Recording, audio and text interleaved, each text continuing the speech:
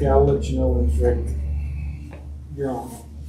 Welcome everybody to Renew Recovery Community. We're Christmas Eve, right? Is that right? That does it up pretty good. We welcome you here, and for those of you who are visiting us in your busy holiday schedule online, we thank you for being with us. We're here every Monday night. Well, we will come be with us. We'll feed you free. Have great food. We just got a belly full.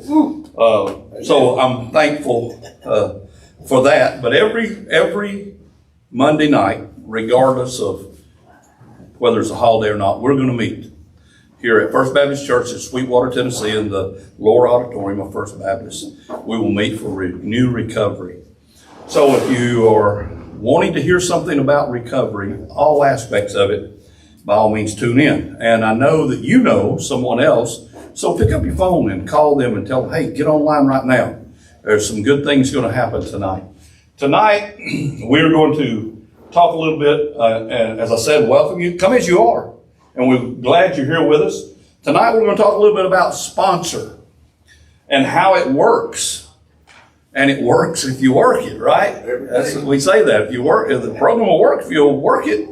So you're going to have to put a little time in. But let me tell you, we're going to talk about sponsoring. One of my brothers, Gabe, is going to be here, and he's going to talk with us tonight about what it means to be a sponsor. Last week, was it last week? Yes. Week before last, I talked a little bit about, well, what is a sponsor? How do you choose a sponsor? What are the qualities of a sponsor? So if you missed that, go back to our page, go where it says more, and there's a little drop down. Hit the drop down, hit videos, and go back and review that. Because we put in a lot of information in there for you about sponsors. And it doesn't just relate, really, it does relate to recovery, but it kind of relates to life. Because recovery is not meant to be done alone, right? Neither is life. So in life, we need those people around us that will hold us accountable, that will love us, that will walk beside us, that will lift us up when we get down. I know I've been down many times. I got down a little bit today, and I'm going to talk to my brothers and sisters about that a little later on in the evening. But tonight we have my brother Gabe is going to be coming to speak with us. And so tonight he's talking about sponsor. So when you start recovery, immediately, it is not the time for you to think about becoming a sponsor. In fact, if I'm not mistaken, we're celebrating 3 years of sobriety for Gabe. And we'll do a little bit more about that here in a little while. But he's 3 years out of bondage. And now he's starting to be a sponsor for other people. And so it took a while to get to that point in his life, in his recovery, in his journey, to be able, because that's part of recovery. Starts with coming out of denial. Because most of us go, well, I don't have a problem. Everybody else got a problem. Once we face denial and taking the mask off, that's principle one, step one. But here's the beautiful thing, because it is a journey, and we do things all along through it. And we work through that here. But when you get to about 7 and 8, principle 7 and 8, it's time. Now, it takes a minute. More than a minute. Several years. But when you get there, then it's time to start giving back. And that's what you do, hopefully, by helping others that are on a path that you've already walked before. So Gabe, my brother, my friend, come up and talk to us a little bit about what's it mean to be a sponsor. Okay?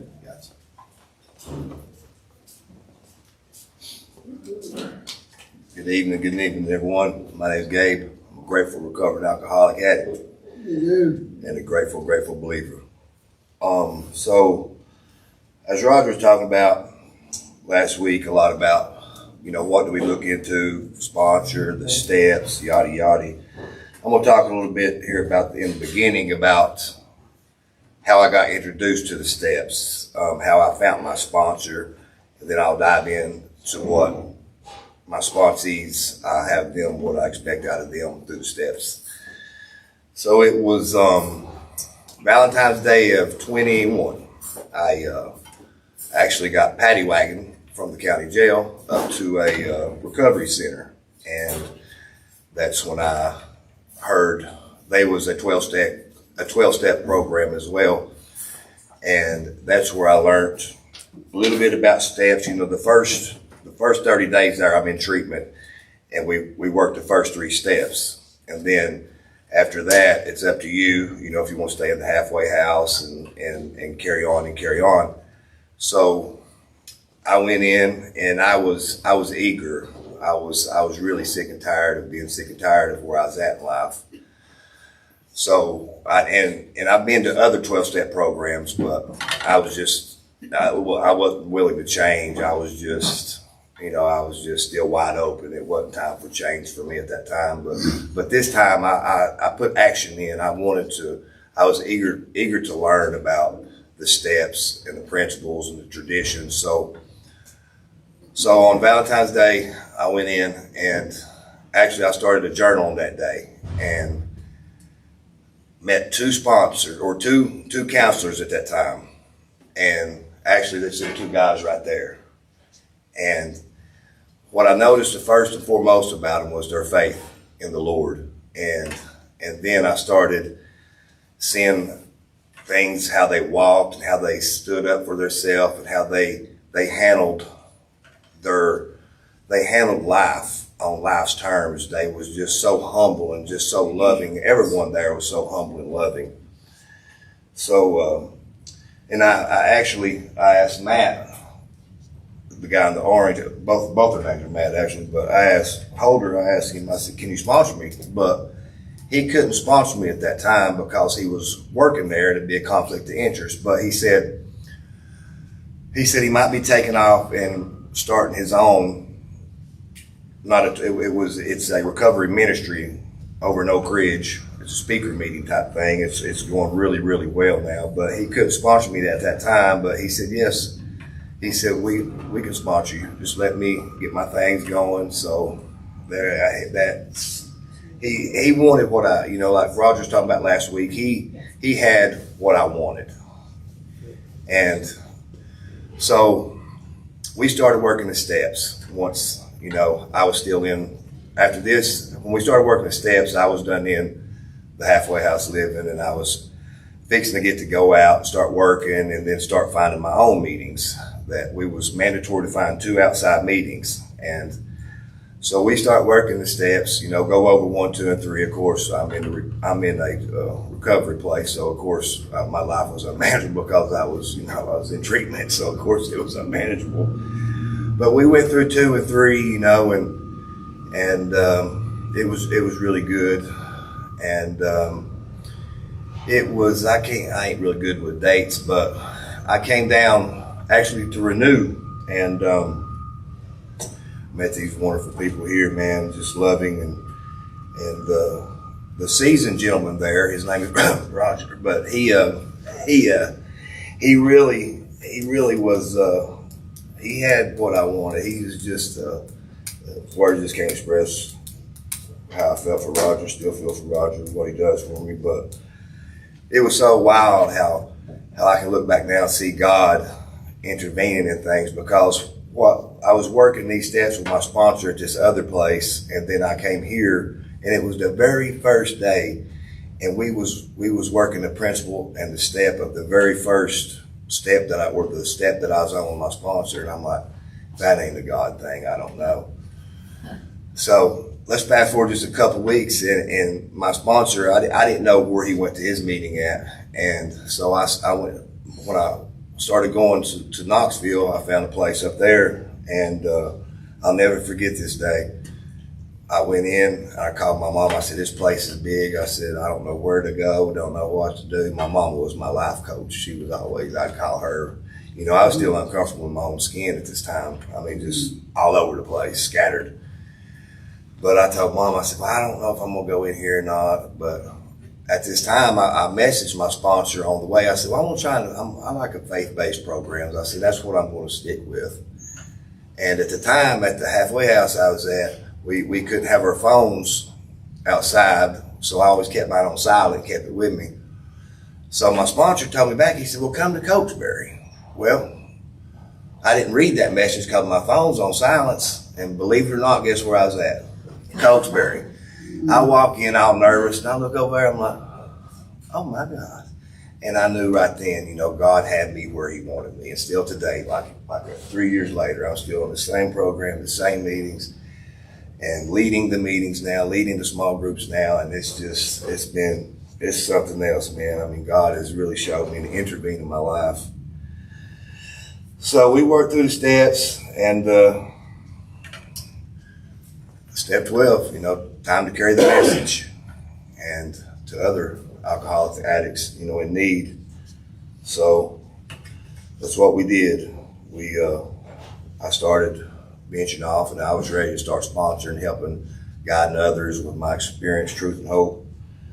And so it was really a good time for me at this time. God was working in my life. That first year of recovery, I was into the steps. I was taking the action, doing everything I was supposed to do. And it was time for me to serve others. And that's what it's all about. And we'll start off with this right here. Be strong and courageous. Do not be afraid or terrified because of them. For the Lord your God goes with you. He will never leave you nor forsake you. Deuteronomy 31:6. I really thrived off that. I still do thrive off that. Because we just got to be strong and just keep on and keeping on. Life's going to throw the curveballs and knuckleballs at us, but we just got to keep our chin up and just keep going. And today I apply the steps to my life every day. But I don't even realize it sometimes. I know God's in my life every day. I just got my routine, and it's just wild sometimes. It really is. But God's good. By the grace of God, I'm here today to be able to share this. So, what do I expect from my sponsees? This is where humbleness really comes into play for me. It's you got your ups and your downs and your mids and your lows, but it's a great thing to do. As I got to work with this guy here, he was my very first sponsee. He's special to me. He's still rocking it over in Crossfield. Him and I really, we got together, and we just, we sat down and we talked, and I wanted him to feel comfortable, just like my sponsor wanted me to feel with him. I sat down and I told him my deepest and darkest secrets. I told him my lows, how I got down, and how low I was, and all the dirt I did, just to make him feel comfortable, so he would share that experience with me, so I could, we could communicate that way. So we really had a good time working the steps, him and I. He's actually sponsoring now, and that's what it's all about, man. That just keeping that trend going. Just keep on getting it, because there's someone out there that needs it. And I'm all over the place, I know, so I'll back up. So he, like I was saying, I shared my deepest and darkest secrets with him, and he shared me his, and he put action. And that's what I expect out of my sponsees, and that's what my sponsor expected out of me. We put action into our work. We went in and we dove in. We hit our meetings. I would go over and hit a meeting with him. He was over in Crossville at least. While we was working the steps, I would hit it with him at least twice a month. But he was a meeting. He's a meeting makers make it. I mean, that's just facts. It is facts. And we went through, and we worked through the steps, and we cleaned house, and it's not just helping him doing the steps, or my sponsees doing the steps. It's helping me probably just as much as it's helping them grow, to learn, to keep my tools sharpened for the enemy that's always there, like that verse says, like the roar line around every corner. It's It's special though to have God right there and just get behind me, Satan. So we was really trying to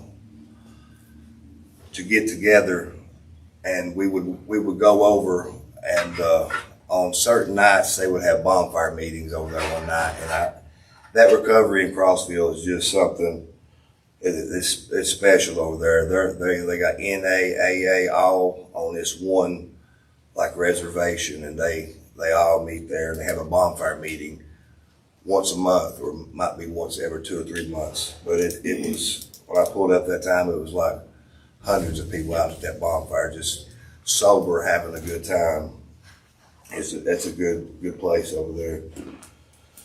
And as also, what I expect out of my sponsees is, of course, the meetings. I want to attend them meetings and us to hit a meeting together. But the communication, that's first and foremost. Communication and changing your playground. That's so. I mean, I still communicate with my sponsor, especially on Tennessee games. I'm like, okay, resentment time, and we'll share our resentments during the game with each other. But that's cool. It's been 3 years, and I still communicate with my sponsor, and I at first, it's every day. I want to know what's going on, man. I want to know how you're doing. I want to just be there to support. If you got, if life's thrown something at you, share it with me. Be open, be honest. Number one, be honest. And, and I also let them know, about my faith. And this is the kind of the good one. This is where it all gets special. I let them know I'm a believer. My higher power has a name, and he's living amongst us today. And his name is Jesus. And I'll tell them that at first. And if they're cool with that and still want me to sponsor them, yes, I'm with you. Jesus is with us. And as they start to step work, I even had a sponsee that was a non-believer, and worked with him a little bit. And I let him know who my higher power was, and he still wanted to work. I said, okay. I said, well, we're going to pray before we talk every time. I said, we're going to give all the glory to Jesus. And he said, I'm okay with that. And it probably, he ended up working through some steps, and he ended up going to treatment. And then as he was at the treatment facility he was at, probably a month in, he ended up taking Jesus as his personal savior and got baptized. And that right there, just watching that right there work, that's just, it's words can't describe that. It can't. It really can't. And, it's kind of, I've had sponsees that just want to come on and, not want to put action into it. And it kind of gets hard, on me, knowing that they don't want to work. They don't want to put no work in. So I kind of got to say, well, bud, I'm sorry, but, there's more people. There's people that's needing help and that's wanting help, that wants to put action into it. So I kind of got to let them go. And it's kind of rough sometimes having to let some of them go, but they're not wanting to put the action in. They don't want to stay sober, and they don't want to put the work in. You got to put work in, but working the steps is not no one and done. It's a one and never done. My sponsor told me, he said it's I can't remember how he put it. I wish I could remember, but he said we'll be different and definitely different, and we're always going to be this way. And that was hard for me to understand. What do you mean always be this way? And that's when later on I started putting it together. We're all always going to be doing this. We're all going to be in recovery. We're always going to do this, but it's okay. You know, that's not hard life to live. I've actually had more fun being in recovery probably than I ever did in my addiction, because I don't have to look behind me, beside me, worry about this, worry about that. I still get a little paranoid when cops get behind me, but I think that's just human nature. I think everybody does, you know what I mean? But yeah, this right here, this verse here, this is what it all, carry each other's burdens, and in this way you will fulfill the law of Christ. Carry each other, lift each other up. You know, that's, you know, I've learned that and I've seen that. That's what we do in recovery. You know, if you come into a meeting and you're high, you're drunk, come in. We're going to love you. We're going to pick you up. We're still going to hug your neck. We're going to probably love you just as much as we love you before. You know this so much. And it's, you know, I could never, as I work through the steps myself and apply them to my life today, it's just like the steps come automatically to certain things, and I don't see myself applying them to my life, but I'm actually applying them to my life. And it's really, I'm grateful for the steps, and I'm grateful for God in the steps. You know, it's just like, you know, learning to live life over. You know, like, I'm gonna back up and go back to the treatment center I was at. You know, it's just like being able to walk and talk again. I learned a whole nother life, how to live a life again, but abundantly life. And I don't take it for granted at all. As I, you know, worked with BB and others, and, you know, just seeing some fall, you know, seeing some pass away, you know, it's sad. It really is. You know, when I went to this, why I take this so serious is because when I went to treatment, it was a life or death experience for me. Either I'm going to learn how to live life over again, or I'm going to die. And it was really, I chose to live my life, and I learned all about the steps. And, you know, as I apply them, I can stop my bull crap at any time, check myself. And it's been something. And I'm gonna share something here, reading with you. It's at nighttime. It's right here. It's from the AA book. When we retire at night, were we resentful or selfish, dishonest or afraid? Do we owe an apology? Have we kept something to ourselves that should be discussed with another person at once? Were we kind and loving toward all? What could we have done better? Were we thinking of ourselves most of the time, or were we thinking of that we could do for others, of what we could pack into the stream of life? But we must be careful not to drift into worry, remorse, or morbid reflection, for that the world diminish our usefulness to others. After making a review, we ask God's forgiving and inquire what corrective measures should be taken. That's out of the AA book. That's pretty much, that's talking about the steps, like have we been dishonest? If we have, do we need to make an amend?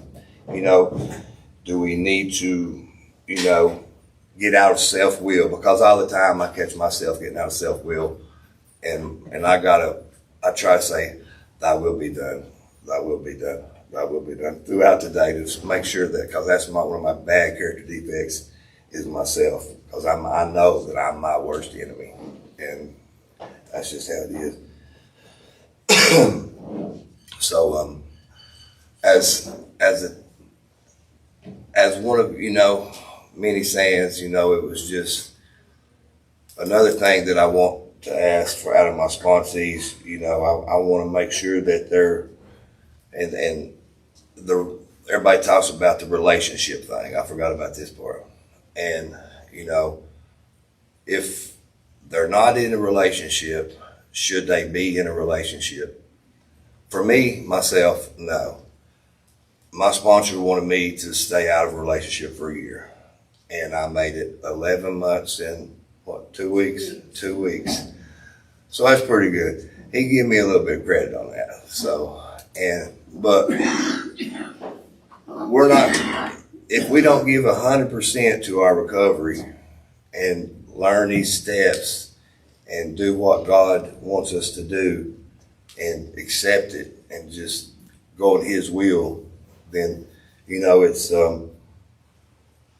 important that because we're not, I mean, myself, I wasn't good for nobody in my addiction. You know, of course nobody would be, but so I took it really serious to stay just me. And that first year I worked my butt off. And so that's what I expected. And it worked for me, you know, 3 years. So I want my sponsees to do the same as I did because it worked for me. And that's what my sponsor wanted me to do. So I just carry that trend down and down, you know, I just keep it going. And it's really great. At my other meeting place, we have my sponsor goes there. That's where I work through the steps at. And got a grant sponsor that goes there as well. And when we're all together, it's chaos, but it's a good chaos. My grant sponsor, he keeps me humble. I mean, he puts me in check, keeps me humble. And I'm sure, and Matt's my sponsor, he's humble too. It's important, man, to stay humble.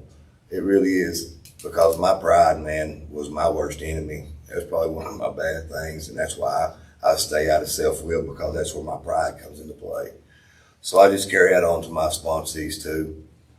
And it's been a good road, man. And I just want everyone to know out there online that if you need someone to talk with, just comment down there, and there will be somebody from here. I'll contact you.